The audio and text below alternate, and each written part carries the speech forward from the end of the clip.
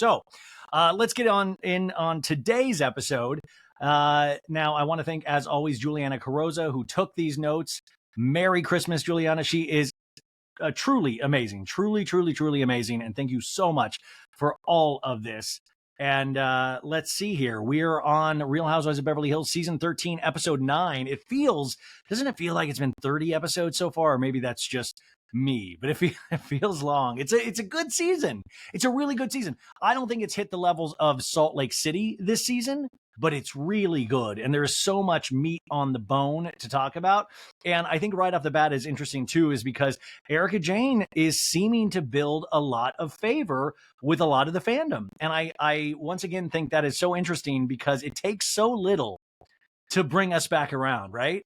Like, everybody's like, oh, she cleared Denise Richards, which, by the way, I feel like at this point, anybody could clear Denise Richards. And what did I say? I said, Denise Richards, I was never like all hyped on having her back on the show. I like Denise Richards, but I more wanted to follow Denise Richards and her husband, Aaron. Now, if they brought Aaron back on, that's a twofer. Like, so Denise she's, to me, no offense to Denise Richards, she's always been kind of a so housewife. You know, I know her more as a movie star in the past, and I just never thought she fully found her footing in housewives genre. And I think she would even say that. And you saw how rattled she got every season, especially the last one. And by the way, they were all coming for her, especially Lisa Rinna. Merry Christmas, everybody. It's me, Lisa Rinna. I got everybody's Harry's Bolognese. Check your stockings. It's all in. I didn't can it. I just scooped Harry's Bolognese into your stocking. Lisa Rinna was really after Denise, and I thought, wow, that's really intense. So the fact that Erika Jayne is clearing Denise Richards should be no surprise. It's like having a professional boxer fight a kid. There's just no way that Erika's not going to clear Denise Richards every chance she gets. Now, Denise doesn't do herself any favors because she clearly came into that THC dinner a little something. I don't know if it was buzz. I don't know if it was pills. Now, she was on Bethany Frankel. I don't know if you've heard of her, Bethany Frankel, which, by the way, Bethany Frankel, there was a great Page 6 headline that I saw today that I thought about you guys. This was great. Page 6 is reporting Bethany Frankel's vagina sets off airport metal detector. I swear to God, that's an actual Page 6 headline. Page 6 always dropping pearls in terms of headlines. Now, I didn't even click on the link because I was like, I think I got all the information in the title of the article. I do think it's interesting. Is Bethany Frankel going to find a way to blame Andy Cohen on her vagina setting off the metal detector? That's, truly, this is my reality reckoning right here. I am fixated. I hope we get daily updates leading up to Christmas and New Year's about her metallic vagina. This is truly fascinating. It's truly fascinating. But Denise Richards was on Bethany Frankel's podcast and said, I think she was asked the question of what she was on. And Denise was like, I wasn't on anything. I was just maybe one drink. And I was just nervous to be around all the ladies. And I totally get being nervous. Totally get that. I would be nervous too. But I think we can all agree there was something more than nerves at play. And the fact that she did that and then came back for another episode and is now on this episode and is going to be on not next week. Remember, they're taking off next week for the holidays. Thank God. Thank you, Bravo. Thank you for hearing our prayers, giving us a week off of the reality shows. But she'll be on the next week where we'll get part 2, where we end off today of Erika Jayne clearing Denise Richards. But I saw so many things today of people saying, whoa, I love Erika Jayne again, Erika Jayne. And I'm like, yeah, it's fine. It's fine. It's going to take a little bit more for me, but I'm glad everybody's having a good time with it. I just think it was a mistake all around to bring Denise Richards back. But listen, in the end, if Lisa Rinna's gone, maybe production also thought, okay, it'll be good if Erika Jayne has somebody that she can easily clear, has somebody that she can easily just stomp like a biker at stomp like a narc at a biker rally. Just somebody that they can clear immediately, because it seems like anybody could take Denise Richards down. No offense to Denise. Some of us are sensitive souls and we're not you don't have the verbal wit that a lot of these ladies do. So this is episode 9. Feisty Fiesta is the title. Feisty Fiesta. That seems like what is going on in my stomach most days. Also, I feel like this is something like a Macayo's menu, or like a just like a Chipotle thing of like, come on in for a feisty fiesta. And this is the summary we are given by the cable company to let us know if we like this episode or not, if it's going to be something that we're going to be enjoying watching. It says Sutton tries her not so steady hand at dating. Oh, I'm in. Anna Marie reveals which first impression left a bad taste in her mouth. Well, Anna Marie, I think you left a bad impression on a lot of our mouths so far. Dorit is shocked at how far Kyle has waded into a new friendship. And I want to point out that is a genius sentence, because how far Kyle has waded into a new friendship. Morgan waded. I see what you're doing, Bravo, and I love it. I love it. Let's find a way to how far Kyle has Morganed into a new friendship. And then finally, Erica comes to a boiling point with Denise. Now, you can say boiling point, but like I said, Erica cleared her with ease. I don't think she even broke any, her BPM didn't go past like 60. It was just like, Denise, you're done. OnlyFans. Okay, peace.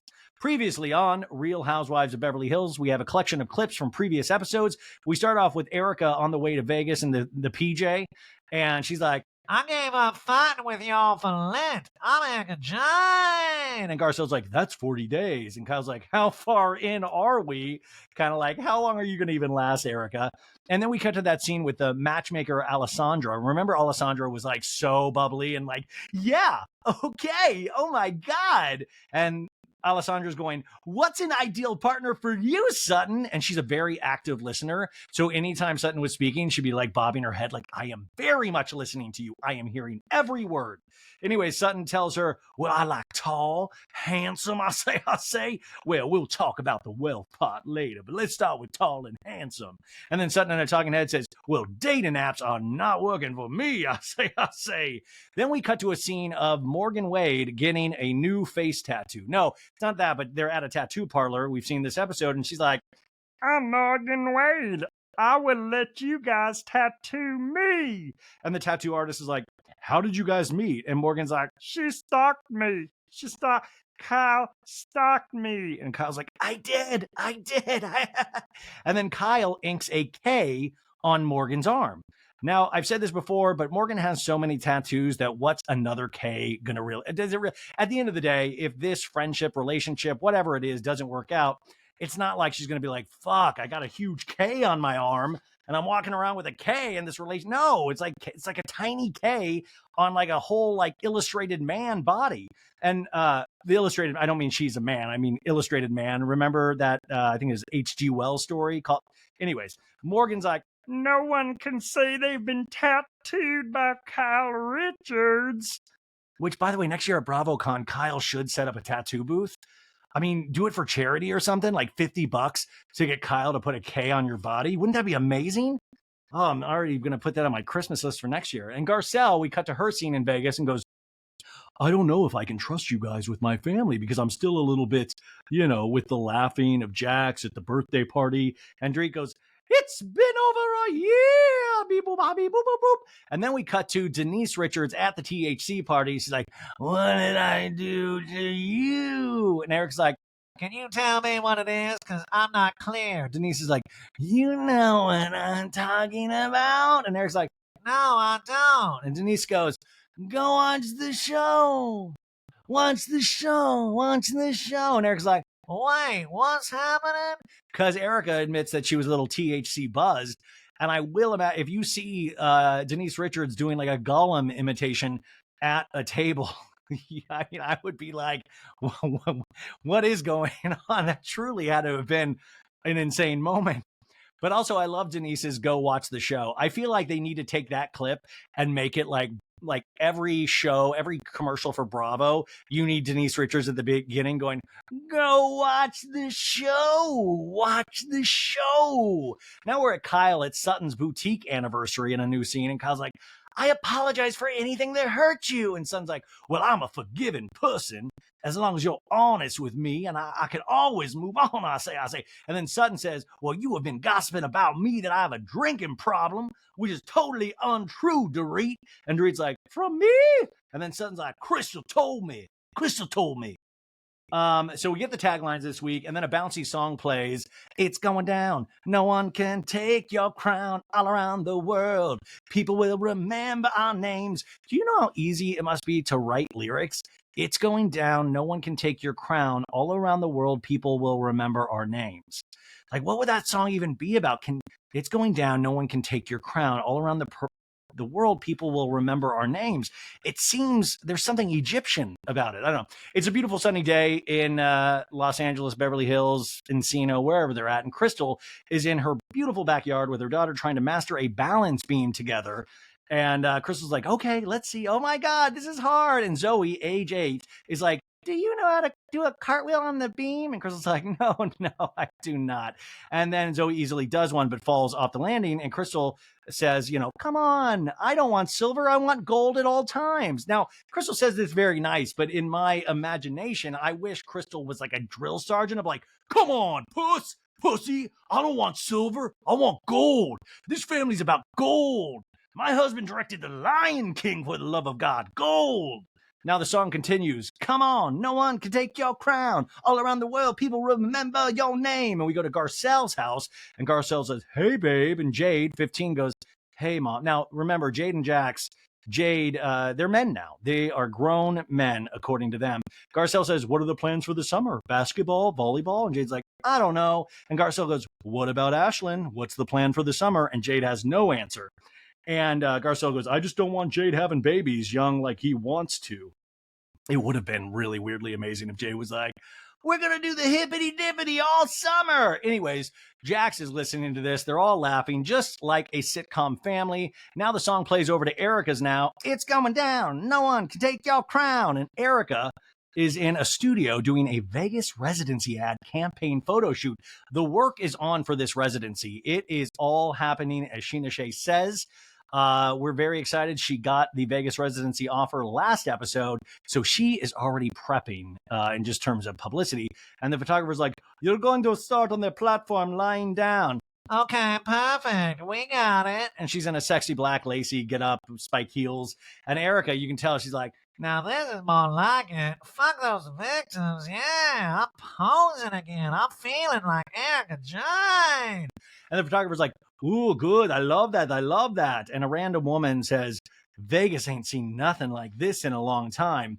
I beg to differ. I literally saw somebody throw up in a bucket in Vegas. So I think Vegas has seen a lot of different things. This is definitely not surprising. A random man goes, it's the show I want to watch. Could you imagine? That's the thing. I want to be in a position one day where people just like flat out like lie to me about like my look. I mean, actually, Erica's very pretty. I mean, I did say she was very pretty last week. Remember in the kitchen scene?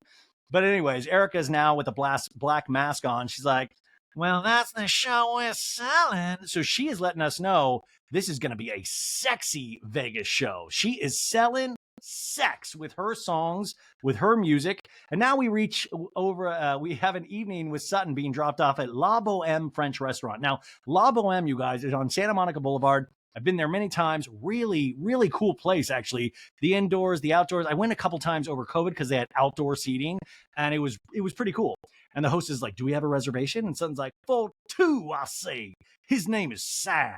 And the host is like, right this way. And we see Sal seated at a table waiting for his date, Sutton. And he sees her coming, and he stands up like a gentleman. Now, this Sal, what did you guys think? He seemed a little older than Sutton. He also seemed to really enjoy being on camera, potentially a little nervous, but at the end liked it. We're not talking John Jansen, Louis Ellis levels, but he seems like he liked it too. You thought so too, right? And Sal's like, how are you? Sounds like, well, hi, how are you? Nice to meet you. And they do this awkward semi-hug. And Sal's like, please. And he pulls out Sutton's seat. Well, oh, thank you. You're welcome. Well, it is nice to meet you. And Sal's like, well, it is nice to meet you too as well. And Alessandra speaks highly of you. Sal, clean cut gentleman, checked button up shirt, no tie and blue blazer. This guy is free balling in terms of that. And Sutton's like, well, I say, this is my first time with Alessandra. Sutton in a talking head says, well, this is my very first date that Alessandra has set me up on. Now they flash back to that date picking day where Alessandra's like, the first bachelor is bacheloress, loves kids, loves to travel. And Dorit was there, remember? She's like, okay, you need to give them the benefit of the doubt and pretend to just relax and be yourself. Beep, boop, boop, boop, boop, boop. And Sutton in a talking head goes, well, first dates are always like that butterfly moment.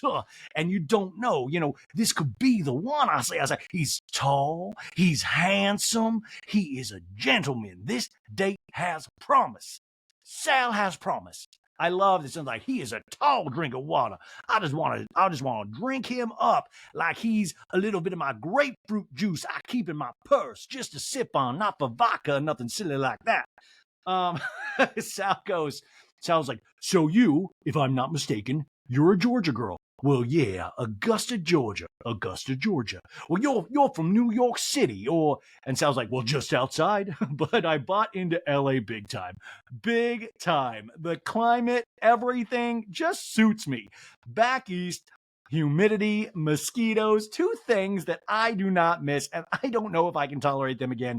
It must be humid in Georgia. Well, yeah, like in the summer, it gets to be 100% humidity. And Sal goes, I sweat like a madman. And this is when I fell in love with Sal, because I think we all agree that people that are heavy sweaters are some of the most magical people alive. And I was like, this is the man. This is the guy for Sutton. This guy, hell yeah. I will tell you from personal experience, though, when I do see that something's like over 70% humidity, I get very, very scared because my body does not respond well to that. Turns out we are made up of 80% water, and usually most of that goes outside my body once I step outdoors. But Sutton hears this. He's like, oh, what would you say? Sweat like a madman? And Sal goes, people were literally saying to me, why are you all wet? And Sutton's mouth drops open and goes, oh. Sutton in a talking head goes, well, listen, there are worse problems to have than getting a little sweat. And she busts out laughing. What if they're sweating in bed, huh? Sweating to the oldies. I do think it is weird to say the line on a first date. People were literally saying to me, why are you all wet?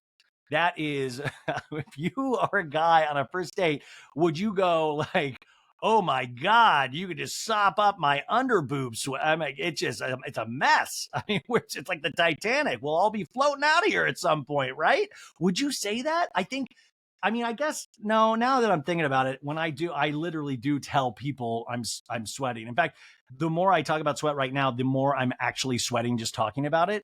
My nervous system is shot that way.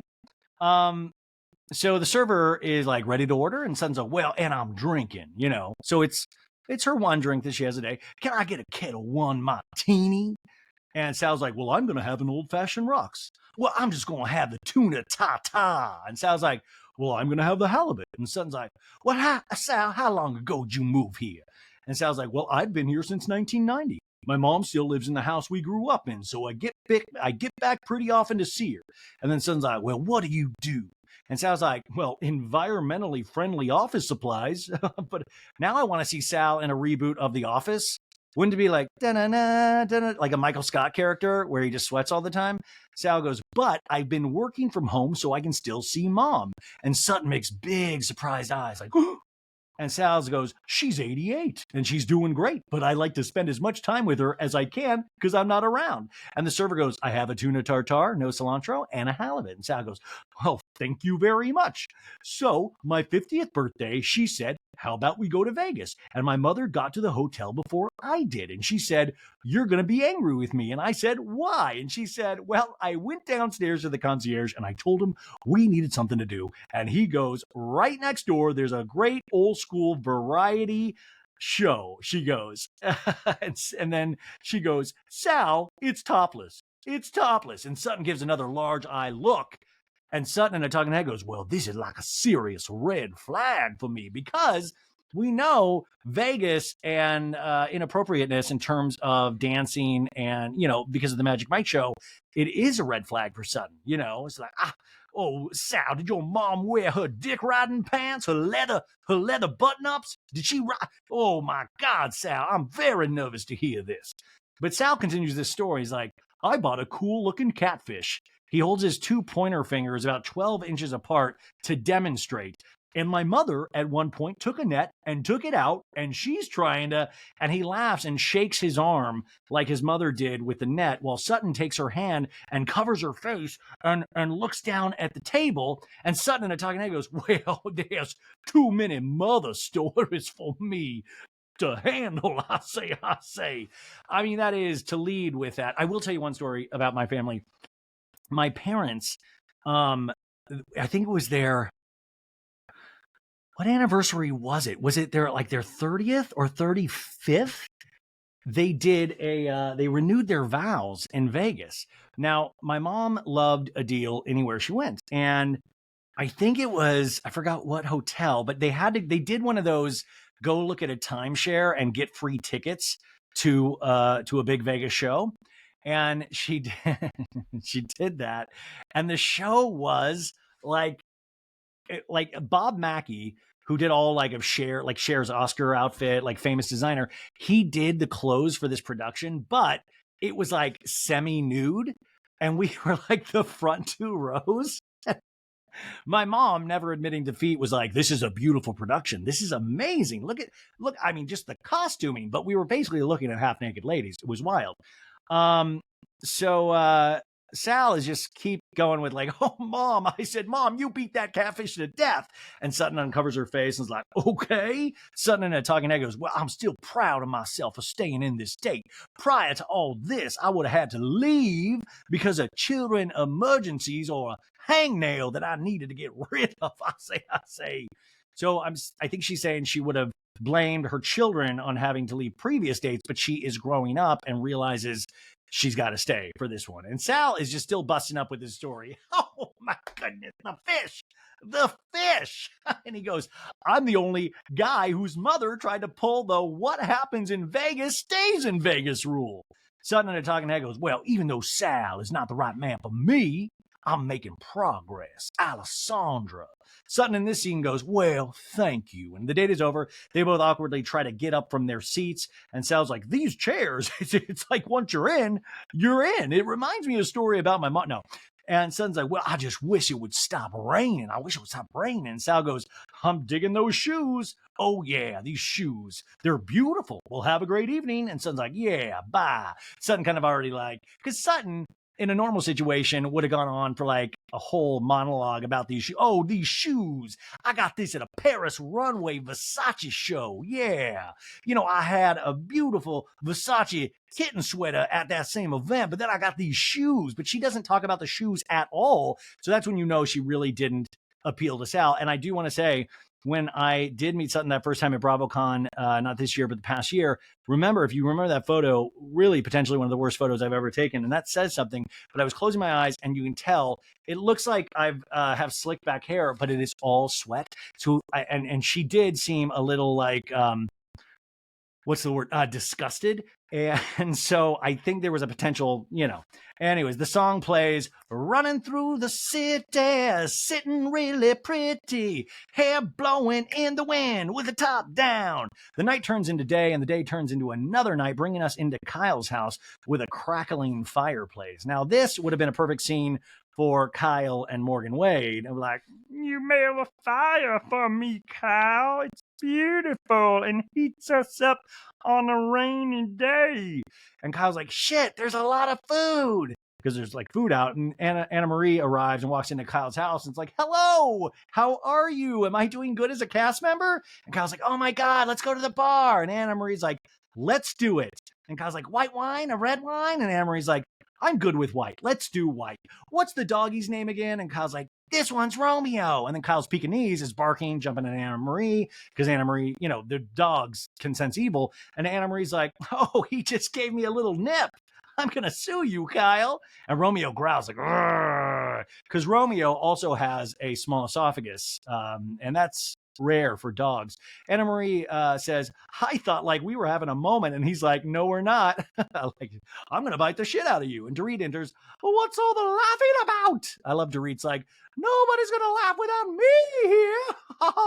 The real comedy has arrived. Beep, boop, boop, boop, boop. And Anna Marie goes, Kyle's dog just tried to eat my hand off, but no big deal. No big deal. We're okay. Oh my goodness. Oh, thank God I didn't bring my kids. Little Jackaloo and Phoenix. And Kyle's like, it's always the little ones. Do you have the same colors on? And they're both wearing army green. That's another thing I notice about women that I don't think a lot of men, maybe metrosexual men do, but a lot like women will do the hug, kiss, you look beautiful, but they'll point out like things about the outfits immediately, like, we're matching. Oh my God, we're close to wearing the same thing. Oh, you have a necklace on as well. Like you always hear that. But, so Kyle is saying we have the same army green colors on. And Anna Marie's like, are you in your fatigues? And Dorit's like, are you kidding me, Kyle? I don't know why this was so exciting for Dorit. They're referring to the bar covered in charcuterie, actually. And Kyle's like, it's Shabbat, by the way.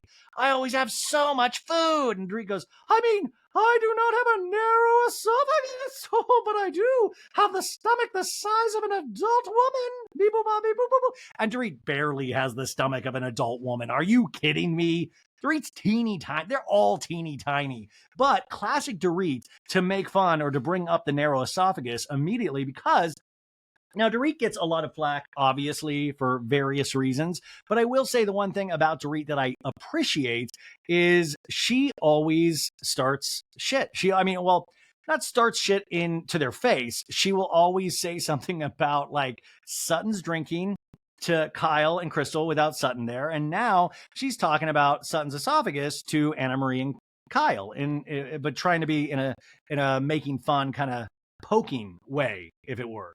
And Anna Marie is cracking up because, as Dr. Tiffany Moon told us earlier, Anna Marie likes to weaponize the medical profession. And Kyle goes, I almost spit my water out that night when you were talking to Sutton. So Kyle is giving positive reinforcement to Anna Marie, going, hey, thanks for taking that bullet, because Kyle was like hiding behind Anna Marie. Remember, we have a flashback to Sutton's anniversary party where Anna Marie's like, when you have a stricture in your esophagus, all you do is chew your food more. And if you really have a problem, you go get treatment for that. Now we know from Dr. Tiffany Moon that is not how you do it at all. No. Anna Marie in this scene goes, I didn't say anything wrong. You did. Dorit goes, I wouldn't say that it's made all that much sense to us. She describes it to me that she has to crush up all her food, like baby food, beep, boop, boop, boop. And then, like the following year, it's like, I just don't eat meat. But then she was eating bacon. Oh, and Anna Marie laughs. Anna Marie in a talking head goes, I haven't known Sutton that long, but all of these inconsistencies with Sutton in her past, it's very telling. And if anybody comes close to like exposing anything about her, she gets mad. But that's more like Kyle, right? Because Sutton was hot on the heels of a Kyle expose, and now we're talking about esophagus. What would you guys rather talk about, esophaguses or Kyle? Now, most seasons I'd be esophagus, no brainer. But this season, I want to hear about Kyle. So Sutton at her anniversary party, we flash back to that where she's like, shall we get my esophagus stretched all together as a group? I say. And Erica's like, oh my God, is that a thing? I like Erica's like, should I put that in my Vegas show? Sexy Time, where I stretch my esophagus on stage like Cirque du Soleil. Dorit goes, so what did you guys do this week? And Kyle's like, I just had some meetings regarding the show I'm working on, the 1 hour drama. Which is the 1 hour drama. I mean, I think she's making a documentary about Morgan Wade, but I'm not sure what the 1 hour drama is. And Dorit goes, excuse me? Hello? My name is Dorit. What's your name? And Kyle's like, Kyle? Okay. Do you remember we're friends, Kyle? And Anna Marie's like, so you don't know either? Share information with us, because this is new information. And Kyle very proudly goes, I'm producing a 1 hour drama. And Dorit's like, what else are you going to tell me? You got more tattoos? And Kyle's like, I did get one more. And Dorit's like, what do you mean you got one more? How many, Kyle? Dorit is more offended that she doesn't know information about Kyle, more so than just the tattoos. And we get a flashback to 1 week earlier at the tattoo parlor where Morgan goes, your hands are slimy, Kyle. You want me to take a picture of it?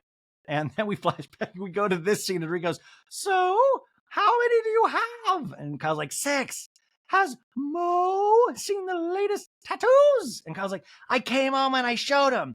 You could tell he was really annoyed. Oh, love me. What are you doing? 1 week earlier, he's like, I got another tattoo. And Mauricio like, honey, it's small, very small. Ay, okay. And Kyle pulls down her pants and she's like, right there. And she exposes the orb.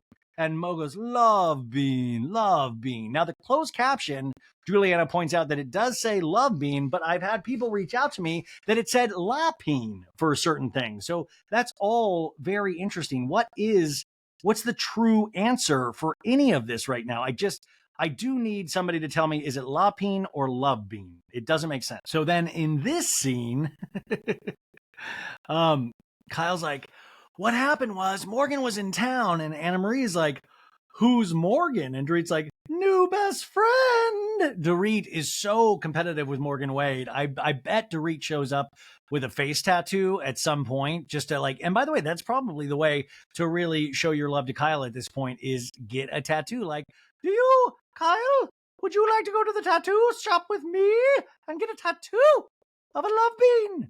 Kyle goes, so she has everything on her, like, whatever. They show us a cozy selfie of Kyle and Morgan and title it Kyle's New Best Friend. Very cheeky. And Kyle's like, it's not like the thought that goes into mine. So she's like, you can do one. I don't even care. I'm like, okay, then I'll do one. And Dorit is riveted, just chewing food for her tiny esophagus. And she's like, what? And Anna Marie's like, wow. And Kyle's giggling. So I just put a K because then she could write any word with it. And Dorit just stares with her mouth open, full of food. And Anna Marie drops her mouth and gasps. And Dorit goes, wait, you gave her the tattoo? And Kyle's like, yeah, they let me do it at the place. And Dorit's like, what is going on, Kyle? What? What is going on? I can't believe you. Oh my, don't you need a license for this? Dorit in the talking head goes, my husband put my name on his arm. I don't know what that says about Kyle tattooing her name on Morgan's arm. Beep boop boop boop boop boop. But that is a really, really close friendship. I wish Sutton was in this scene, because Sutton would have been like, oh my, zoinks, I can't believe it. I say, you said what? And then Sutton would have ran and grabbed Garcelle and goes, oh my God, Garcelle, you're not going to even understand what Kyle said. She got a friend. She tattooed a K on her arm. And then Dorit in this scene goes, you put the first letter of your name on her body. And Kyle giggles like a schoolgirl. I did. Now Dorit goes, no, you literally have been friends for a year. And now? And Kyle's like, no, 2 years, but that doesn't matter. And Dorit goes, okay, well, I'm just saying we've been friends for 7. I mean, you didn't put a D on your body, did you? I could put a tattoo on you. I could probably do a D. And Anna Marie laughs. And that's the end of that scene. Another song separate. We usually don't have this many songs in an episode, but this one goes, I'm so fresh, I'm so clean, can't nobody do it better than me. Pull up on them, ow, with a gangster lean, can't nobody floss better than me. And Garcelle is arriving at the classic cat and gets seated. And this is where Lala did her birthday party on Vanderpump Rules, remember? Where Raquel wasn't invited, or Rachel wasn't invited, but she came in anyways, like, I need to talk to you, Lala. And they got that scene out there. So Garcelle goes, this is cool. Okay. Oh, I'd like a lychee meow. And then Erica strolls in. I love it. Oh, this place. How cool. And Garcelle goes, look at all the feathers. I thought you'd like it. I love it. Give me a hug. I'm Erica Jane. How are you? Garcelle goes, good. How are you?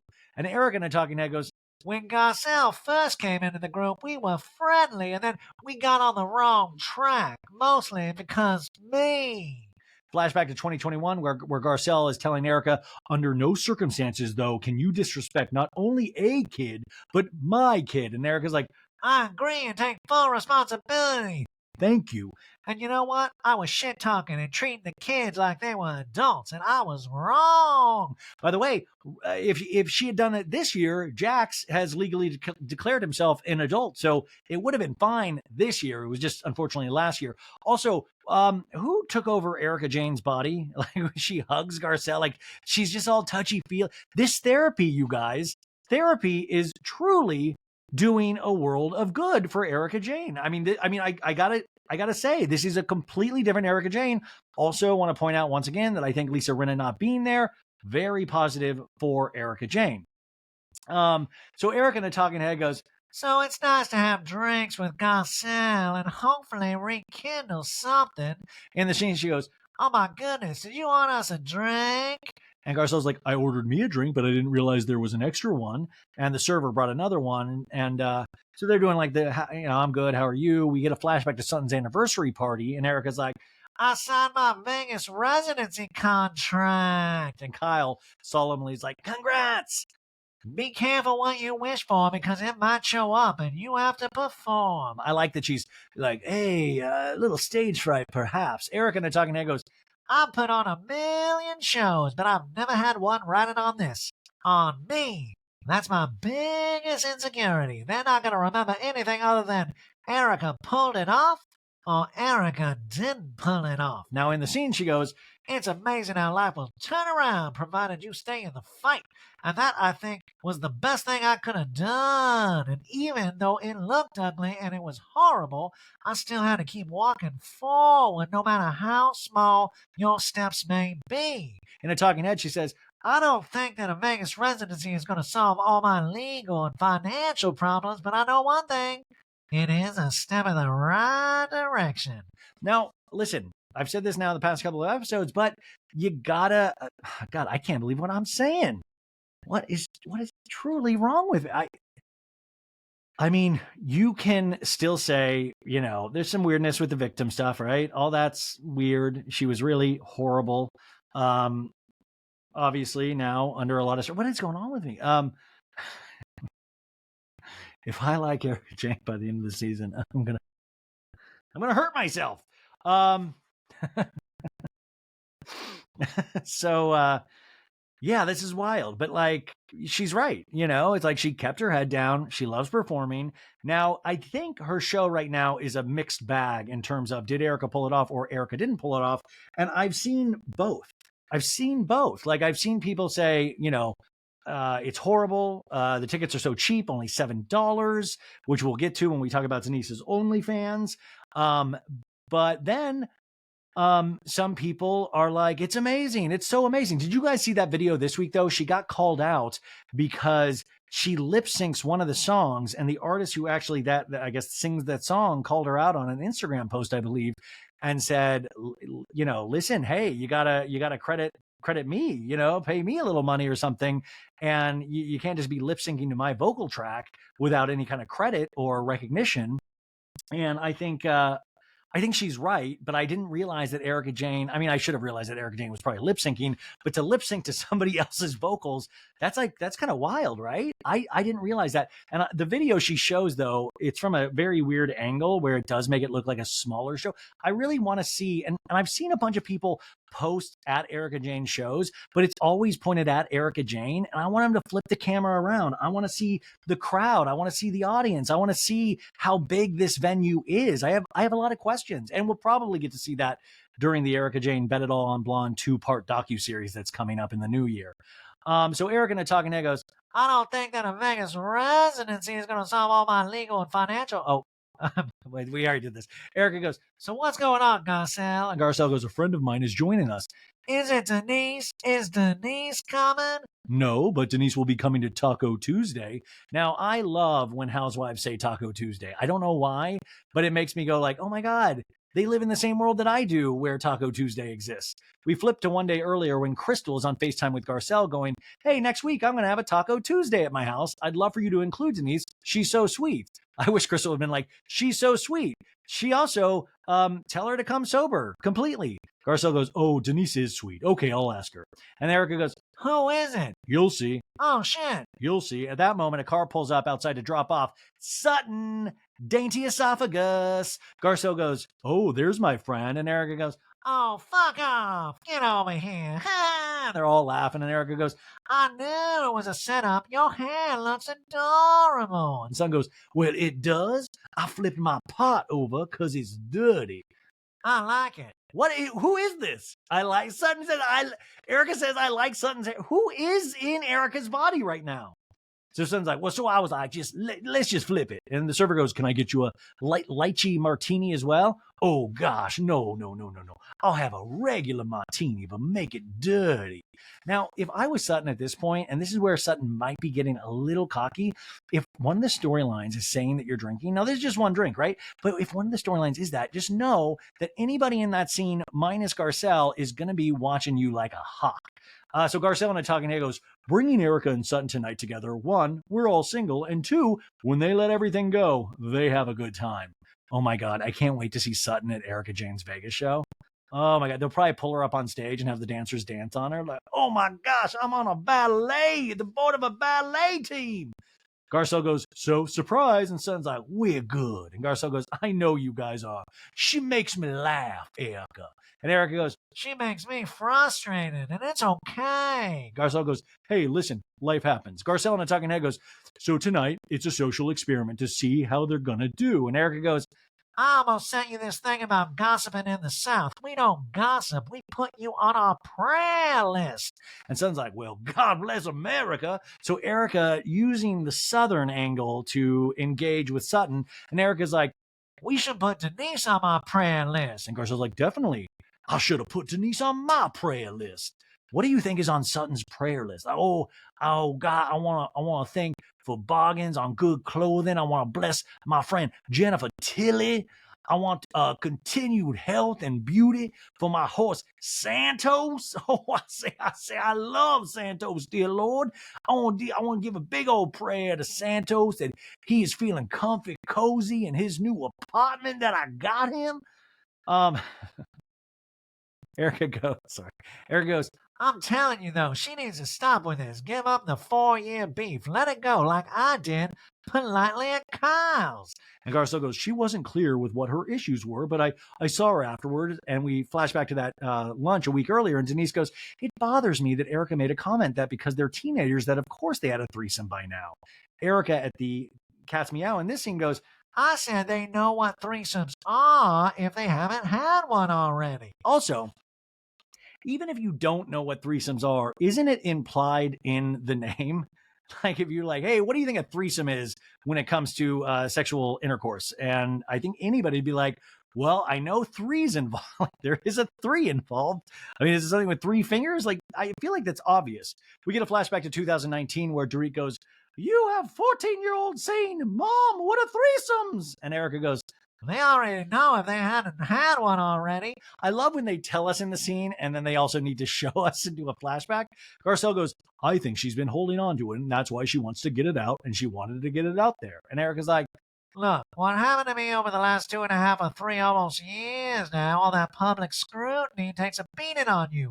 And at some point I had to say I turned the page. And that's why when I saw Denise doing that, I was like, I don't want to go there. I've left that behind. And Garcelle goes, so what happens with Taco Tuesday? Yeah, let's get it back with Taco Tuesday. Let's get it focused. Sutton puts her head in her hand and Garcelle chuckles and Erica's like, I'm going to have a nice time at Taco Tuesday, and I will be ready for whatever walks through the door. Also, congratulations to Erica for not making a taco joke. Sutton's like, well, I'm scared after Friday. Lent is over on Friday. Because Erica Jane let us know that she gave up fighting with these bitches for Lent. And Lent is over on Friday, so game on. The server goes, would you like another lychee martini? And Garcelle's like, oh, yes, the night is young. Just like those 14-year-olds, huh? They show the 3 ladies drinking martinis, ordering more drinks, and then some shots. Like, Sutton, come on. And then Garcelle goes, I think I'm tipsy. And Sutton's like, I look like a baby. Oh, my God, baby Sutton. And Garcelle goes, baby Yoda. Oh, my God. I say, you're such a bitch. You're a bitch, Garcelle. Oh, my good baby Yoda. They're laughing, drinking some more. Erica goes, and Erica's very still. And she looks very gaunt in this camera setup. And her eyes are barely open. And she just stilly goes, Did you know that it's $7 for a naked bundle of Denise Richards on OnlyFans? Did you know that it's $7 for a naked bundle of Denise Richards on OnlyFans? like all the same rhythm, like just very matter of fact, just throwing it out there. Also, I dare a lot of you guys out there listening at holiday dinner, Christmas Eve, whatever. If there's ever a silent moment, just go. Did you know that it's $7 for a naked bundle of Denise Richards on OnlyFans? And see what the reaction you get is. I think, and by the way, this should be like a TikTok challenge. Everybody should do this at the dinner table. And Garcelle laughs, oh, shut up. Well, but is that really naked? It is. It started out as porn. That really is what it is. Garcelle in a talking head goes, well, that seems a little low for Denise fucking Richards. I mean, you can do better than that. How about, I don't know, $10? Garcelle fully trying to be Denise Richards' agent at this point. Garcelle in the scene goes, can we leave? I want to go to bed. I've had enough. I'm good. That is enough. And then Garcelle's like, who's driving? And Son's like, well, you know I always have my driver that I like. And Garcelle goes, the driver that you made out with? Oh, I'm kidding. Erica drops her jaw. And Erica to Sutton goes, bitch. And Son's like, I'm going to kill you, Garcelle. And Garcelle goes, calm down. Calm down. I need it depends. But we find out later, this Sutton with the driver, I will get to this because it did blow my mind. I was like, wait, what? Wait, what is going on? This seems like a potential HR issue, if you know what I mean. Another day brings us over to Dorit's, and Dorit's like, bring me a towel so I can put this under the wet thing so it doesn't touch my skin. You know what I'm worried about, though, because I have tanner on. And Dorit's stylist is like, Dorit, you're brave wearing a white sweatshirt. And she's trying to help Dorit dab out a stain on the sweatshirt. And Dorit's like, I know. This is a look, guys. It's so sexy. At Kyle's house, she's glamming herself. So this is that round robin glamour scene that we always get. Kyle's like, hey, Siri, FaceTime Anna Marie. And Anna Marie answers wearing sunglasses and a hat on a beach in Hawaii. She's like, Kyle, my scene partner. And Kyle goes, oh my God, I'm so jealous. What are you doing, Kyle? I'm getting ready for Taco Tuesday. Denise and Erica are going to be there tonight. Oh, really? So I don't know what's going to happen there. I love the overusage of the words Taco Tuesday. Now we go over to Sutton being glammed by her team for Taco Tuesday. And all of the best Taco Tuesdays, you need glam. I think everybody understands the best Taco Tuesdays start with glam. So Sutton's makeup artist is like, why are you on OnlyFans? What is this? Because she has OnlyFans on her phone. Sutton's like, well, I had a dinner with Erica and Garcelle. And Erica, I say, brought up that Denise was on OnlyFans. So I'm gonna give Denise $12. And $7 to see it uncensored. I love they're all signing. I mean, every dollar counts, right? But it is wild that potentially very wealthy women are signing up for Denise Richards' OnlyFans. And I mean, not like, I hope like Sutton like tips 100 or something. Like it's almost offensive for rich people to pay that little to see Denise Richards nude. Sutton's male hairstylist goes, oh my God, really? Only $7? Oh, shouldn't it be a little more? And Sutton's like, well, I don't know. I don't know what I'm going to find here. Hopefully nothing real bad. I say. And she's scrolling through the pictures and Sutton's like, oh my, I say, oh no. And the makeup artist is like, do we think it's full naked butt or a butt with a thong? Looking at the photos and suddenly, well, I'm not paying $7 to find out. I say. And the makeup artist is like, for the price of a cup of coffee, we can see if it's there. And they all laugh in the scene. So, it is weird, right? Like OnlyFans, it is wild because, you know, her, and we get into this later, her daughter Sammy is doing OnlyFans as well. And I do wonder how much you make. Like Denise Richards has such a name. Is it like automatic, insane money? Like what kind of money are we potentially talking about when it comes? Like, I mean, is it like crazy money? And how, you know, I don't know. I have so many questions. So Garcelle is dressed, ready, and in her car picking up Denise. And Denise opens the car door. It's like, oh girl. Like Denise is kind of normal right now. She's not like she came in at the THC party. And Garcelle goes, Denise, you look so pretty. Your hair looks so cute. I love your bag. So 3 compliments right out of the gate. And Denise is like, oh, thank you. I got it in Italy. I'm sorry. I had to run out for my in-laws. And Garcelle's like, the in-laws are visiting. And Denise is like, for a year and a half, let's get them on the OnlyFans. Like kind of a family, not nude, but just like a family situation. It can be for anything. Garcelle stares at her and laughs. And Garcelle goes, let's talk. You're going to see Erica. And Denise is like, am I? Oh, I'm sure you will. And Denise goes, crap, I wish I dressed up more. And Garcelle says, I think she's waiting to hear your list, your laundry list. And Denise is like, my laundry list. Okay. Denise just, I don't know. It's not awkwardness per se. It's just, I wonder what a conversation with Denise Richards is like without a camera there. Like, I don't know. I feel like always she's holding back in some sort of way. Like she seems really friendly, but do you guys see that too? Anyways, Garcelle on a talking head says, I've told Erica what Denise was thinking, why she's upset. So it's just right that I tell Denise what Erica said so that she knows. And we can just put this thing to bed finally. And Garcelle on the scene goes, so start washing those clothes, honey. Meanwhile, in another car, Dorit's like, how come I don't know about all these movies and things you're doing, Kyle? And Kyle's like, I forget to tell anybody. I really do. I bet she tells Morgan. And Dorit goes, literally, I feel like an afterthought. Beep boop, beep boop. Well, I guess I have to put your initial on my body for you to actually care. And Kyle's like, ha, I mean, literally. A little trolly. And Dorit in a talking head goes, I genuinely feel hurt by the distance between Kyle and I. This space between us, as Dave Matthews says. Kyle and I used to go away once or twice, or even more every year. Now I'm not invited on any of Kyle's trips. They flash assorted photos of Dorit and Kyle while away on trips such as Hawaii in 2018, Cabo San Lucas in 2020, and Kyle in a talking head goes, the reason I haven't reached out to Dorit as much recently is because I hate her. No, she goes, because I really felt disappointed in her. We flash back to the last reunion in 2022 where Kathy is going, I think that I've had so much that's hurt me. And Dorit's like, she wants you to accept a little bit of responsibility for this, Kyle. And Kyle to Dorit goes, I don't want you to interject in this right now. And Dorit goes, no problem. Beep, boop, boop, beep, boop, boop, boop. Kyle continues in a talking head. In private, Dorit has been saying to me, I feel so bad what you're going through with your sister. She was like really supportive and on my side. And then when we're all together, it's a different tune. That doesn't feel like a friend to me. Morgan will hate Kathy if I tell her to. No. So Dorit's like, I can't believe. No, Kyle goes, I mean, Morgan has so many on her. Like, what difference does it make in regards to tattoos? And Dorit's like, I can't believe, like, how good of friends you are. Dorit subtly probing, but also horrified. Kyle goes, I know. People are like, I don't understand this friendship. So, I just like how aware Kyle is of everything. Dorit goes, well, you are kind of morphing into one another. And Kyle laughs too loud. Ha, ha, ha, ha. She's very laughy anytime Morgan gets brought up. And there is something that you can tell that Kyle really enjoy. Like, it's like that thing like, oh yeah, you can see how much I like her. I don't know. There is that giddy energy. And Dorit's like, you're morphing into her. I am Kyle Wade. I am Kyle. I am morphing into Morgan Wade. Dorit in a talking head goes, much of who Kyle has become is a lot like who Morgan is. And they show a photo of Morgan sitting on Kyle's lap on the private jet. Dorit continues in a talking head, where do I fit in Kyle's life?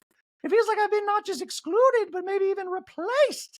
Dorit in the car goes, well, anyway. More song. Take it up a notch. Everybody pulling up sharp. We so rich. We get paid. We get money. We get laid. What? I think that should have been like a Taco Tuesday of like, yo, it's Tuesday. You ready for some tacos? Because we do that way with Taco Tuesday. You want tomatoes? You want lettuce? Hot sauce? Sharp cheddar cheese. Taco Tuesday has all of these. So we're at Crystal's for Taco Tuesday, and Crystal's like, honey, you want a piece of steak? And Rob's like, oh yeah, that looks delicious, hon. It's very good. Goodbye. Crystal's friend arrives, and it's Nia. Now, Nia, I actually follow on Twitter and Instagram, and she's awesome. I didn't know she was going to be involved in this. She's really cool and really funny. And I like her very much. She is so far. I'm trying to find, blanking on her. Is it Nia Iga? One sec, you guys. I'm going to find it right now for you. Nia. Okay. Yeah. Nia Renee Hill is her name. And she's awesome. I've been following her for a while and really funny. And also, guess who she's married to? She's married to the insanely funny comedian Bill Barr. Or is Bill Burr? Bill. Sorry, not William Barr, the Attorney General of Bill Burr. Sorry, you guys. Tired. Bill Burr. She's married to the comedian Bill Burr, who is just a genius. And also Bill Burr, actually a really good actor. Have you seen him acting in anything? He was on I think he was on The Mandalorian for an episode or two, and he was really good in that. He was actually one of my favorite parts of King of Staten Island, the Judd Apatow film with Pete Davidson. He's just really good. But anyway, she's awesome. She's there. And I think, oh my God, I feel so. And by the way, Nia is just already more amazing than Anna Marie. Like, can we swap them out? I feel like this is such an easy fit. And I feel like if we have such a good reaction to her, production will hopefully be listening.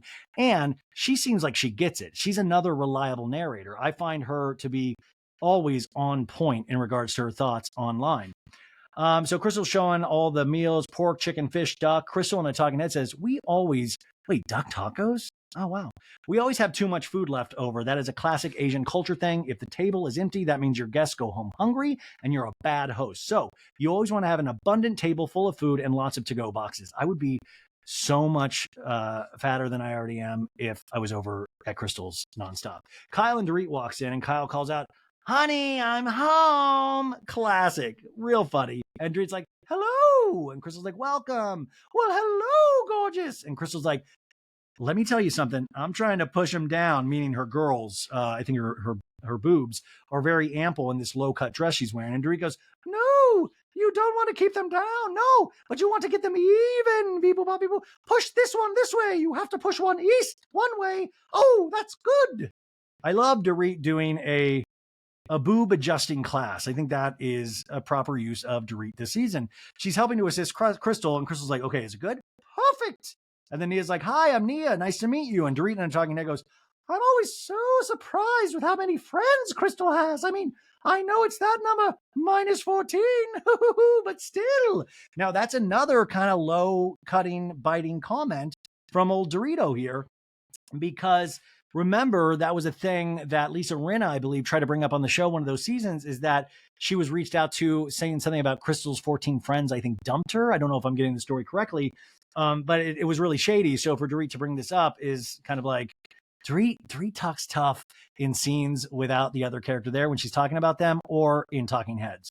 So Nia is like, "Well, I saw you guys at her birthday party with the stripper," which I clarified was not really stripping because he took his shirt off and it was a fluff thing. It was very Magic Mike is what I said. And Kyle goes, "You've seen the Magic Mike show in Las Vegas?" And Nia's like, "Twice. My husband was performing next door." "What's your husband's name?" And Nia's like, "Bill Burr. He's a comedian." And they show a picture of Bill and Nia. And Dorit's like, "One of the girls coming tonight had an absolute meltdown in the middle of the show." And Nia's like, "Why?" "Oh, we didn't know." And Kyle's like, "We still don't know." And Dorit goes, I need you to ask tonight." And he's like, No, I'm not going there. "You need to." And Kyle's like, "We would love for you to." Kyle trying to get people to do her dirty work. And Nia's like, "I bet you would." And now I know Nia is a fan of Housewives, so I bet this was such a trip for her. Even though she's used to being around famous people, it's still got to be a trip to be in a show that you watch, for a scene. So they get a drink, go outside. Garcelle and Denise arrive, and Crystal introduces them to her friends already there, and they all go in the backyard, and we see that it's a brisk 55 degrees, folks. 55 degrees. They go outside, and Matt, Crystal's bartender, describes the assorted cocktails. They have a coconut martini, a spicy mango with kefir lime zest on top, and a basil lemongrass. Very Taco Tuesday. And Crystal to Garcelle's like, "It's cold. I'm going to make you stand outside all night." Now Erica arrives. There's dramatic music playing underneath, and Crystal greets her, and Erica's like, "Why is this outside? I don't want to get sick." "Well, we're going to come back in." "I don't want to get sick. I don't want to stand outside. I got a Vegas review." And Crystal says, "I have some little blankets for you." Erica in a talking head goes, "Why can't we eat tacos inside? I'm cold. I'm irritable. And who's there but Denise, the last person I want to see?" And Dorit orders a Belvedere Club soda. And he's like, "Certainly. Short glass and just 3 lemons squeezed in really, really well. Coming right up." Thank you so much. What happened to the carcass out? Did we make fun of Dorit too much where she doesn't do the carcass out anymore? Anyways, Denise goes, hey, that night when I got home, I had a fever of over 102. And Dorit's like, no. Woo! Yeah. And Dorit in a talking head goes, if you say so, Denise. So Denise obviously saying, hey, listen, I was sick that night. It wasn't anything I did or take or anything like that. So that's good, right? That's what we call progress. So Denise lets us know she potentially had a cold or the flu. We cut to that evening again after Kyle told Dorit that she thought Denise's coat was on wrong, and Dorit's like, "Is this on backwards? No. You sure? Where's the tag, Denise? Upside down? No. I think it's upside down. Is yours upside down? Mine? Don't do this. Don't do this. I know what you're doing," Denise says, and Dorit continues in a talking head. Fever? Nothing else. Yep. I'm buying it. Yep. I gotta tell you, man, Dorit is really a sourpuss. I think this Kyle thing is truly getting to her. Now, Sutton, wearing a beautiful sundress with thin straps, bare shoulders, and covered in relief 3D butterflies, finally arrives and lets herself in. And Sutton's like, hello, Crystal? And Crystal's like, hi. And Sutton hands her a wrapped gift. And she's like, oh, this is so cute. Outside in the backyard, Dorit sees Sutton and goes, oh my God, what is she wearing? It is not summer. Beep, boop, bop, beep, boop, boop, boop. Oh my God, Dorit, calm down. Dorit in the talking head goes, as far as the fashion goes, I don't know what you're going for and what memo you got. It's Taco Tuesday. Dorit's wearing a miniskirt, by the way. Kyle in a talking head goes, I mean, Sutton coming in like Little Bo Peep. That woman loves a sundress. Also, I mean, Crystal is wearing a midriff exposed dress, Kyle. Did you say anything about that? Garcelle in a talking head laughing goes, I don't know where Sutton was going. It's freezing outside. Maybe she just met up with Sal, and Sal's body heat from all the sweat. She had to, like, I don't know, just wear something, wear something short and dainty. Erica huddling on a sofa under a blanket, shivering, going, you're not cold? And Sutton smiling, going, why the hell are we outside? And Crystal goes, should we eat? Are you guys hungry? We can eat inside because it's so cold. Oh, what a great idea. And Crystal's like, okay, everybody get your drink. And Dorit sarcastically goes, I mean, I was totally fine being outside, but these girls were having a fit. Woo-hoo. Erica to Crystal goes, I love you so much. Thank you. That just made my life. The doorbell rings and Erica answers the door to Kim Richards. 3 episodes in a row. She brought her coloring crowns to color on the walls. And Erica's like, there she is. And Kim's like, hello. How are you? Nice to see you. Like, Kim always seems super psyched to be out of the house. Erica's like, everybody's right in there. And Kim's like, who's everybody? I saw lots of cars out there. Well, the hostess, your sister. And Erica goes, Miss Kim's here, Crystal. Kim comes in and hugs and greets everyone. And Kyle's like, why are we all in black and white? And Crystal goes, you guys want to come eat? Come. All right. Okay, go ahead. Don't be shy. And Denise is like, this is quite the spread. Just like Denise's OnlyFans. Kyle goes, looks amazing. And she places 3 tortilla chips, a teaspoon of salsa, and 1 small piece of beef on her plate. Pig. Dorit goes, I really could have done without that shawarma pit that I had 3 hours ago.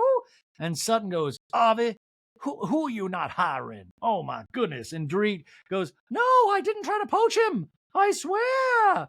We get a flashback to 1 week earlier at Sutton's anniversary party.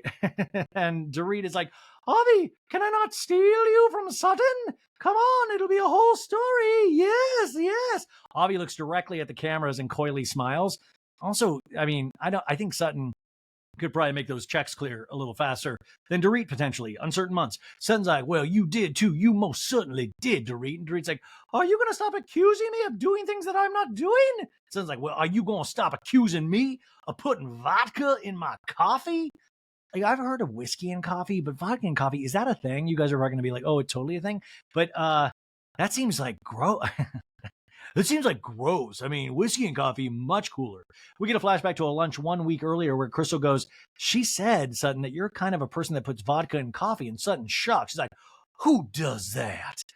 And Dorit in this scene goes, well, Sutton, I don't know if you put vodka in your coffee. I don't know if you do. Sutton's like, well, I don't drink coffee. So there it is right there. That's why. And Dorit's like, okay, well, there you go. Well, yeah, case closed. That was an easy one. And Sutton's like, oh, yeah, that was an easy one. It wasn't an accusation, Sutton. And Sutton's like, okay, good. Like, kind of like that. Yeah, it better not be, I say.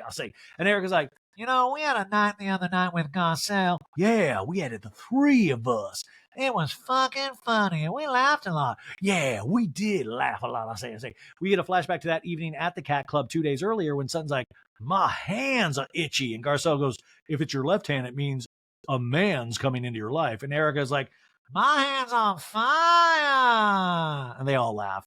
Dorit calls to Garcelle in this scene, I'm hearing about this fabulous night you guys had that I wasn't invited.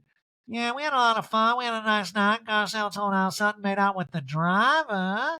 Garcelle coyly smiles. Sutton once again looks horrified, and Dorit is perplexed. And Garcelle goes, oh my God. And Erica said, I said that really loud in front of everybody. what? Yeah, you did. Yes, you did. Look, kudos to you. Kudos to you. Well, yeah, he's one of my drivers. And you made out with one of your drivers? Well, accidentally. I mean, maybe I did. I mean, talk about 5-star service. Yeah, that's like Uber 5-star right there. Sutton, the talking head, goes, well, sometimes you might find someone that's handsome and charming. And he says, sit in the front seat. And then he might accidentally lean in, and you might lean in at the same time. So then you accidentally kiss, I say.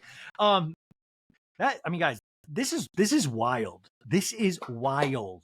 One of Sutton's drivers told her, guys, Sutton is the gift that keeps on giving. Everybody's like, why do you like Sutton? Are you kidding me? She made out with one of her drivers and admitted it on national cable television? Like, that is so... Guys, does that happen a lot? Do you guys make out with, like, your drivers and stuff? That just does not compute for me. I'm honestly shocked. I mean, and then it really goes once again to that, like, freaked out by Magic Mike. She's making out with the employees. Like, is that legal? Is this guy like a 1099? Is he a full, what? Sutton is explaining, going, well, it was just a makeout session like they would do in Happy Days. Did Sutton drop the Happy Days reference? Dorit acts confused. What? Dorit obviously not seeing Happy Days, and Erica goes, no, she had an open mouth kissing session. Honestly, Happy Days? Well, and Sutton's like, well, I don't know. And Dorit goes, you're taking something that's supposed to be sexy and make it as unsexy as you can possibly make it. I mean, Happy Days is very sexy. The Fonz is very, very attractive. Kyle over on the sofa is poking at her sister's Kim's scarf around her neck. What do you have in there? And Kim's like, where? What is it? What? And Kyle's still poking. I can't read. Kim, what do you have in there? I don't know. Kim, Kleenex. Suddenly, Kyle pulls out a mashed up Kleenex from the material around Kim's neck and cracks up.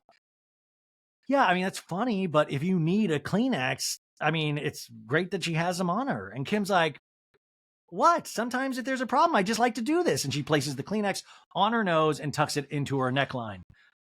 Oh my God, there is so much behavior happening between this and Sutton making out. I mean, I feel like I'm stroking out right now. Like, wait, what? She places the Kleenex on her nose and then tucks it in her neckline? I mean, I'd love to see her with a lobster bib on. Kim goes, well, would you like a little dab? Do you need a little dab? And Erica's observing this transaction between the sisters, just fully mesmerized. Like, what the fuck is going on here? That's crazy. And Kyle on the talking goes, I don't know what the hell Kim has stored in that scarf of hers. Snacks? A phone charger? A small kitten? Morgan Wade? I mean, I have no idea what the hell we would find in my sister's scarf. And Kyle goes, in this scene goes, want to get some more tea with me, Erica? Great scene change. Erica's like, okay. And Kyle's like, I need to go get some more tea. Over on the sofa, Dorit quietly says to Garcelle, I'm so annoyed. Crystal's like drumming up shit to get Sutton and I at each other. And Garcelle goes, I'm surprised she's actually talking about something. Dorit in the talking head says, Crystal doesn't say much, but when she does say something, it's either talking behind someone's back or she's looking to stir the pot. Dorit, do you not realize that is exactly what you do in this season of Beverly Hills? We get a flashback to 2021 at Kyle's in Palm Desert where Crystal goes, well, there was a lot more said prior to that was very dark. And then at the season's reunion where Kyle goes, you said Sutton said something very dark. I can't even say it. It's so bad. And Crystal goes, Well, you just assumed it's a story. What if it's actually my truth? I mean, we still don't fully know what that actually meant, right? And then we have a flashback of 1 week earlier at Sutton's anniversary where Dorit says, I need to get this right. Crystal is saying that I'm telling everyone in the group that you have a drinking problem. And Sutton's like, well, that you've been talking about. Dorit in a talking head says, at least if you're going to stir the pot, balance it with something else. Woo-hoo-hoo. Garcelle to Dorit in this scene goes, well, we should sit down and air out all of our grievances. And Dorit's like, yes. Well, like all at once. Like, I'm really like ripped about it. It's finding a moment. It doesn't feel like it's out of left field. And Dorit suddenly changes her tune when Crystal's house manager, Lucy, love Lucy, walks up. And Dorit goes, it was really delicious. Taco Tuesday. Lucy goes, well, I'm happy you like it. I want the plates. And Garcelle goes, I loved everything, Lucy. You want the plates? And Lucy just stares at her. On another sofa, Sutton is there with Nia. And Sutton's like, well, I'll tell you this, Nia. I want to go see my horse who got his new final apartment. I say. And Nia, like all of us, would be like, a barn or a stable? A stable? A stall? And Sutton's like, well, you may call it that. I call it an apartment. His name is Santos.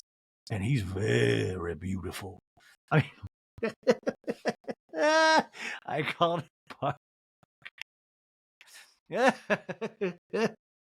I bet you when I first moved to LA, I bet you Santos's apartment is way better than my first apartment in Los Angeles. I love also just being so like, he is beautiful, Nia.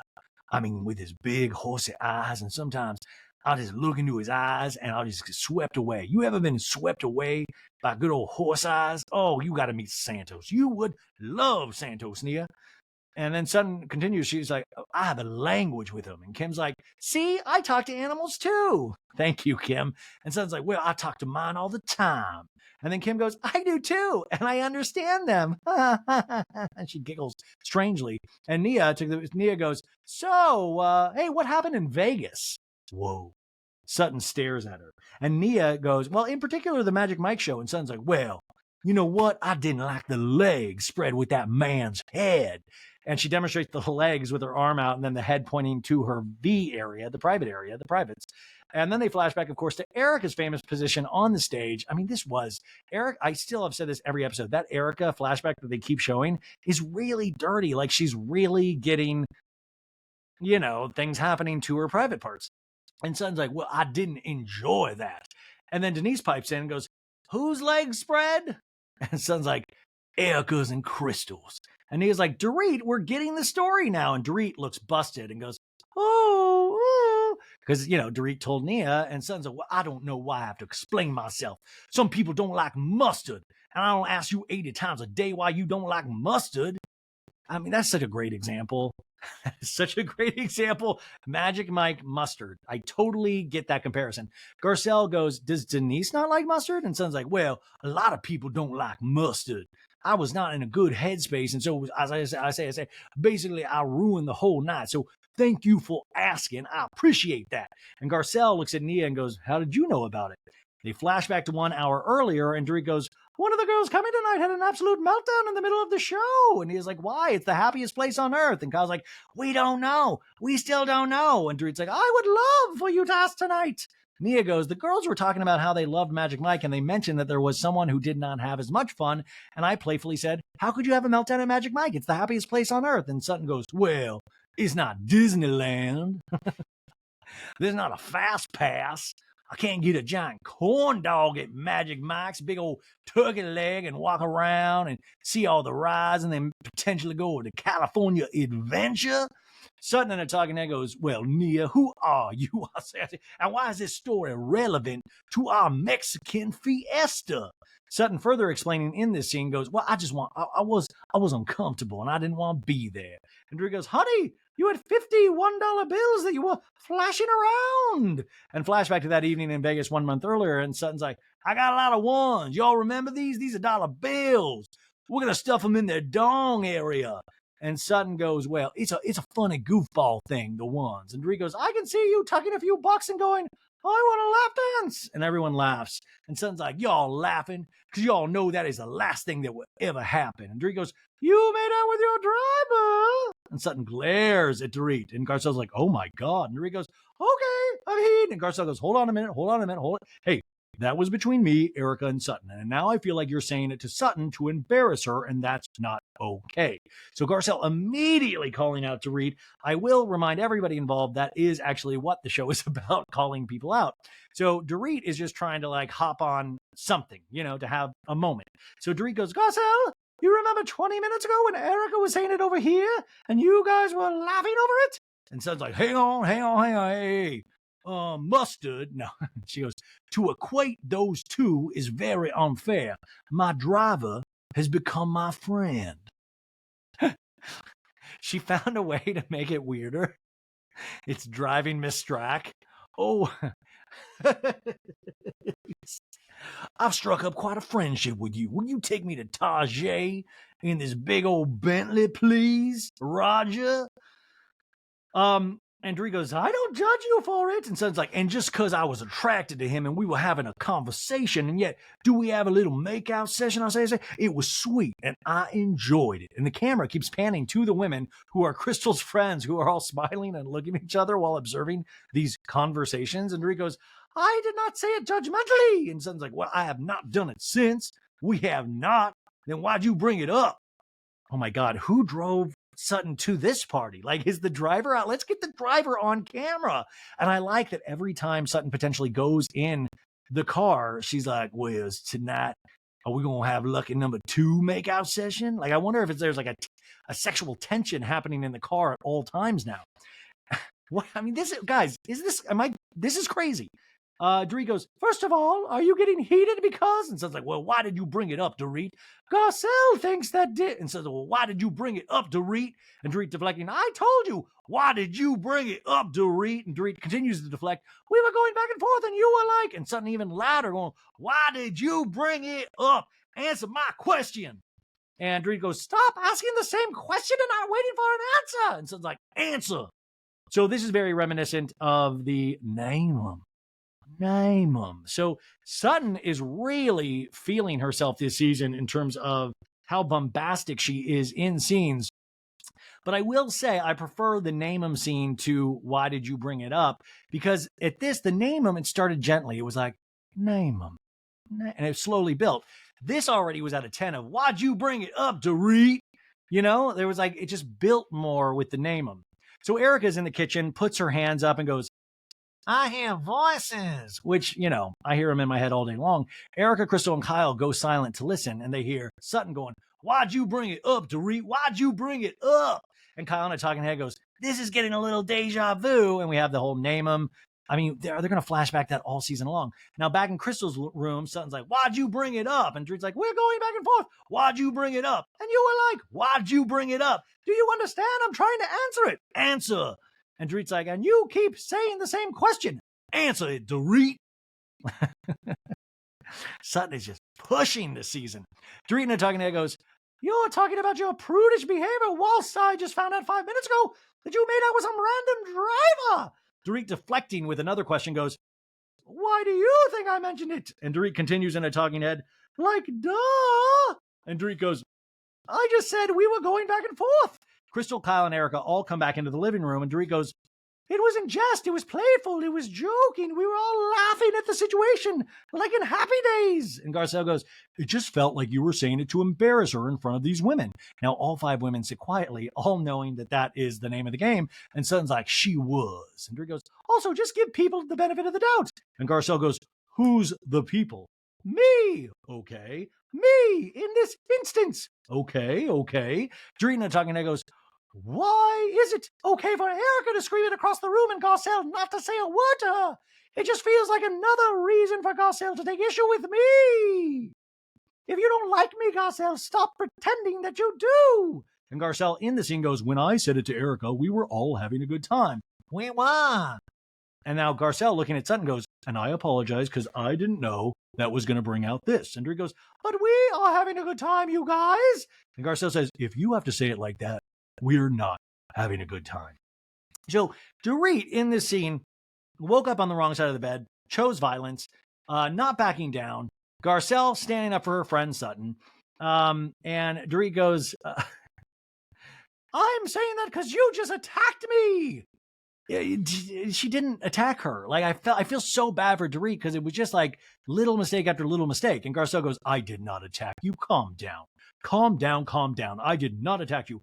I feel like I was attacked. And Garcelle shakes her head and goes, this girl. In a talking head, Garcelle goes, Dorit lives in a bit of a bubble. Just triggers me. We live in a world now where we're aware, we're woke, whatever you want to say, and I feel like she's not in that world. Obviously making reference to you don't tell a black woman like that you just attacked me. You know, like that is a thing in this world. And we kind of all know that. I mean, you do have to respect certain societal rules in the year of 2023. And Garcelle goes, just for the record, I didn't attack you. We were having a conversation. Okay, but it felt like you were. Suggesting that I was deliberately trying to hurt her and embarrass her. And Garcelle goes, yes, I wasn't suggesting. I actually said it. Exactly.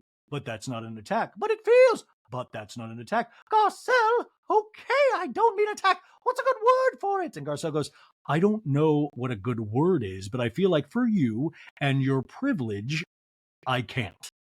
Oh, shit, you guys. Oh, my God. My butt puckered up. That is wild. Oh, shit. We just threw the word privilege at Dorit. The room is dead silent. Crystal makes a zoinks face, and Kim blows out a big breath. Kim just wanting to color the walls, you know? And Dorit looks at Garcelle. Garcelle raises her eyebrow at Dorit. And Dorit goes, what does that mean? It means you're white. And the words are different. They have a different connotation. They have different meanings. And Dorit blinks hard. Okay. Eric in the talking head goes, the word of attack has a different meaning when it comes from a white woman to a black woman. It just does. I don't think it was meant to hurt Garcelle, but it does hurt Garcelle. I'm Erica Jane. Once again, who the fuck took over Erica Jane's body? Like, Erica Jane schooling on I'm blown away.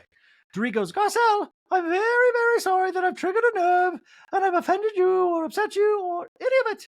And I would love to have a conversation with you about it. And Garcelle shakes her head and goes, I'm good. No, Garcelle, honey, no, I'm good. I'm not here to educate you. I'm not. And Dorit pauses. Well, I think you have. You just have. And Garcelle goes, that's on you. Okay.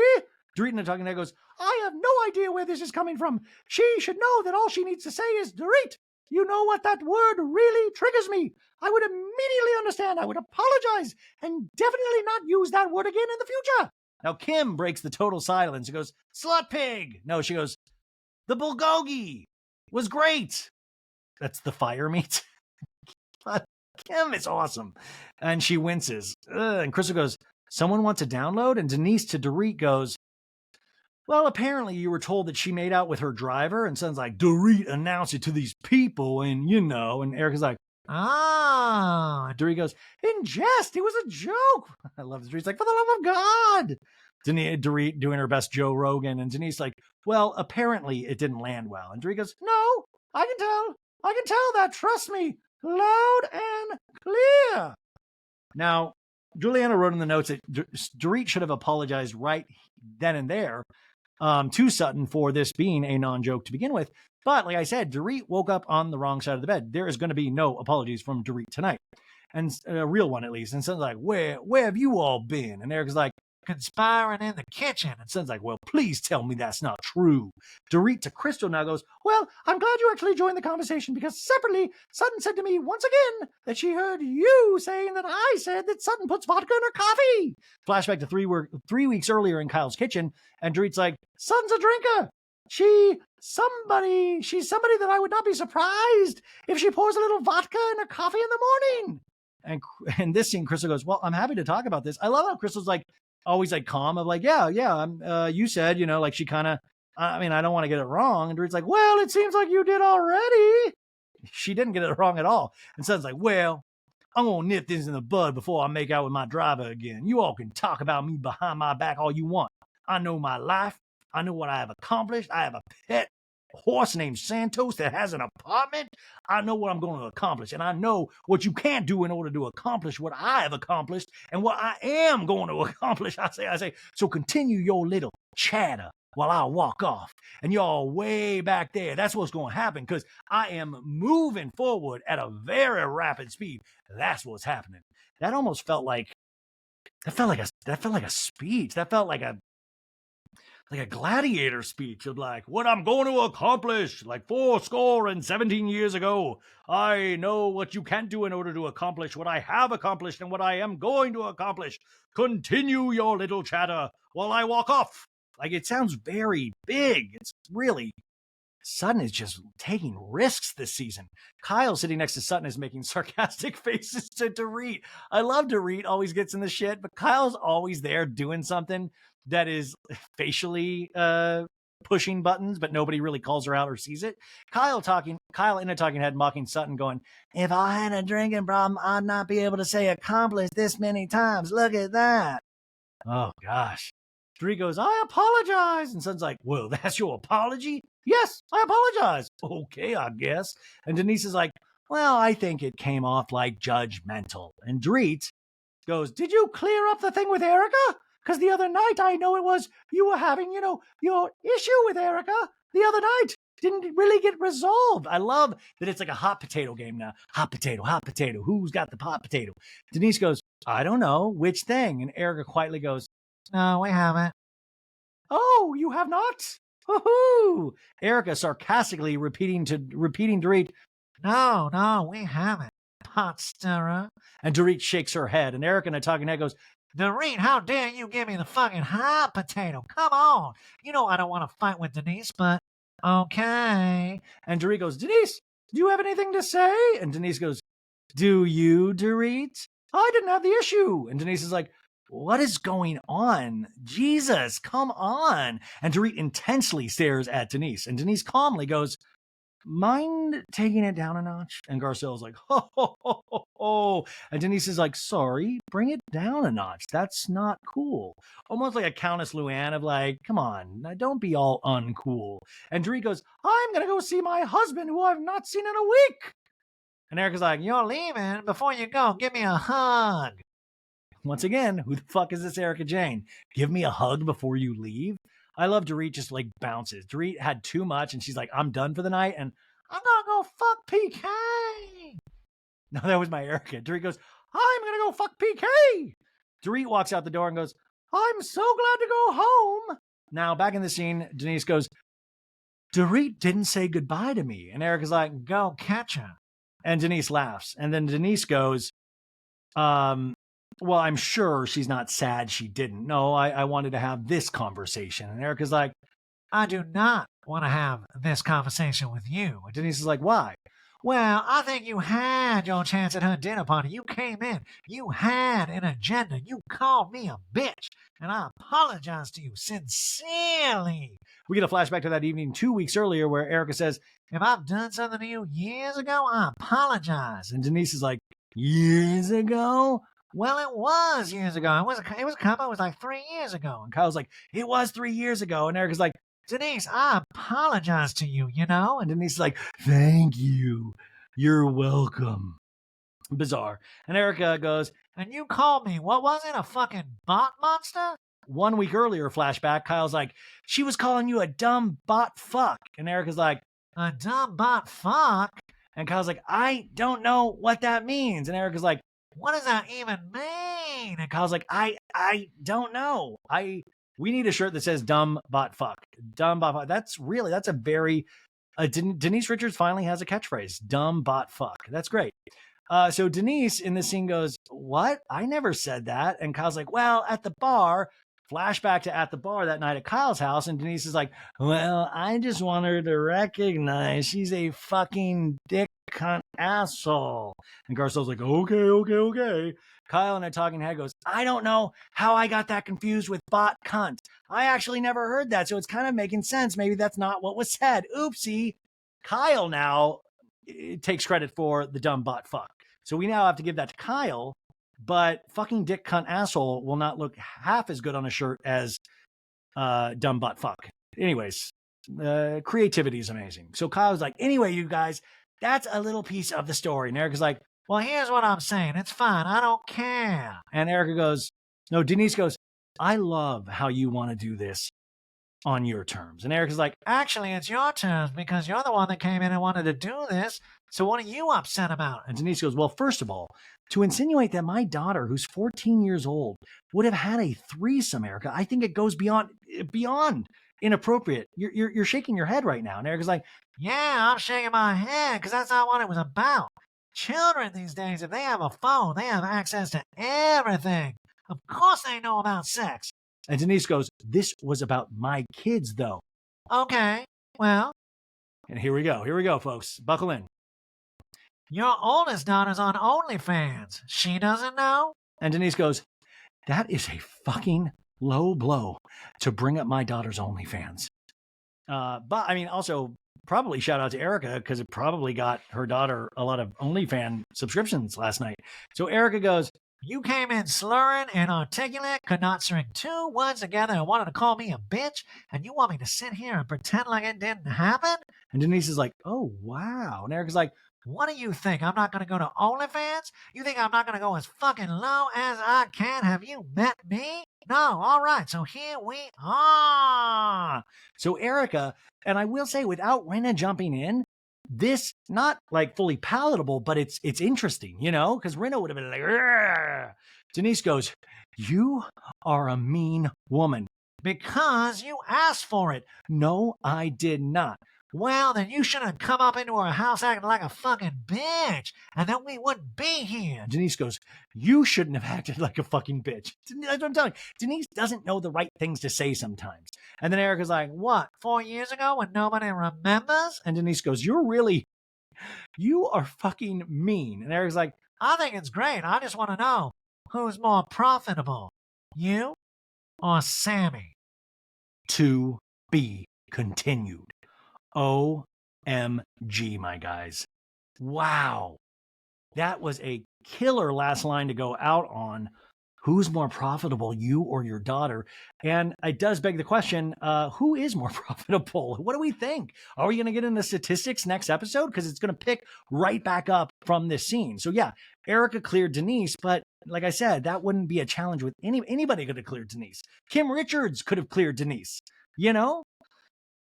But Erica had a good episode. Erica did have a good episode. So congrats to all. And remember, Real Housewives of Beverly Hills off next week, but it's going to be back the next week. So we will pick up and resume then. Thank you once again to Juliana Carrozza for these beautiful notes. Thank you to you guys for listening or watching or however you're consuming this. And I will be doing the Salt Lake City recap. It'll probably be sometime over the weekend. So get ready for that. And also a reminder, they're not having a new Salt Lake City episode next week. So we're good. And listen, if I don't talk to you before Christmas, Merry Christmas. Happy holidays. I really do hope you are with family and friends and able to do something nice and amazing. You made it to Friday, but also you made it to Christmas, the holidays. It is here. And I hope, and I'll talk to you many times before, but we're nearing the end of the new year. So I hope everything is going swimmingly and we will talk to you very, very soon. Bye, guys.